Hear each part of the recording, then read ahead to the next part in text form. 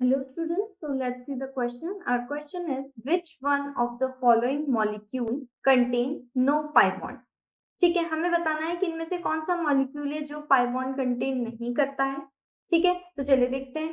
सबसे पहले है CO2। ठीक है, तो देखो CO2 में जो कार्बन होता है उसकी वैलेंसी 4 होती है। ठीक है, तो अगर हम इसका स्ट्रक्चर देखें तो कार्बन डबल बॉन्ड ऑक्सीजन, इधर भी कार्बन डबल बॉन्ड ऑक्सीजन। ठीक है, दो तो इधर इसने चारों जो वैलेंसी इलेक्ट्रॉन थे वो तो इसने बॉन्ड बनाने के यूज ले लिए, बाकी जो इसके इलेक्ट्रॉन्स होते हैं वो इधर आ जाते हैं। ठीक है, तो और यहाँ पर पाई बॉन्ड का कैसे होता है, जब भी दो डबल बॉन्ड आते हैं तो एक तो होता है सिग्मा बॉन्ड और एक होता है पाई बॉन्ड। ठीक है, जब भी डबल बॉन्ड आते हैं एक सिग्मा एक पाई, तो देखो यहाँ पर दो पाई बॉन्ड अवेलेबल है। ठीक है, तो ये तो हमारा आंसर नहीं होगा क्योंकि हमें बताना है जो एक भी पाई बॉन्ड कंटेन नहीं करता है। ठीक है, तो इसमें तो दो है तो ये तो हमारा आंसर नहीं है। सेकंड जो होता है H2O। ठीक है, तो देखो H2O में क्या होता है, हाइड्रोजन, ये ऑक्सीजन, ये हाइड्रोजन।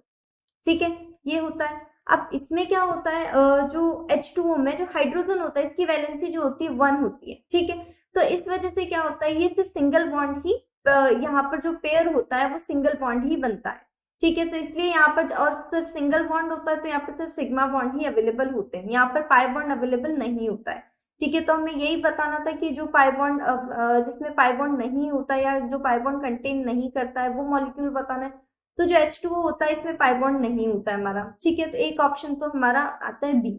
ठीक है, अब जो सी और डी है वो भी हम चेक कर लेते हैं। ए ऑप्शन भी हमारा रॉन्ग था, सी ऑप्शन देख लेते हैं। जो SO2 है, ठीक है, अब SO2 के लिए अगर हम देखें तो देखो इसमें भी क्या होता है, सल्फर इधर डबल बॉन्ड ऑक्सीजन, इधर डबल बॉन्ड ऑक्सीजन, इसका स्ट्रक्चर इसका अकॉर्डिंग होता है। तो देखो एक सिग्मा और एक पाई बॉन्ड होता है, अगेन एक सिग्मा एक पाई बॉन्ड होता है, तो दो पाई बॉन्ड अवेलेबल है।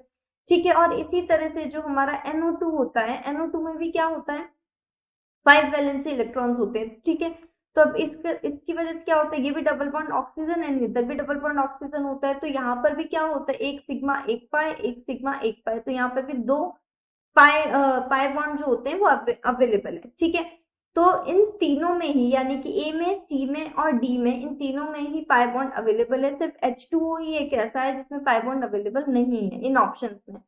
ठीक है, तो हमारा क्या सही होगा, ऑप्शन नंबर बी जो है हमारा करेक्ट आंसर है या फिर करेक्ट ऑप्शन है। I hope you understand. Thank you and best of luck.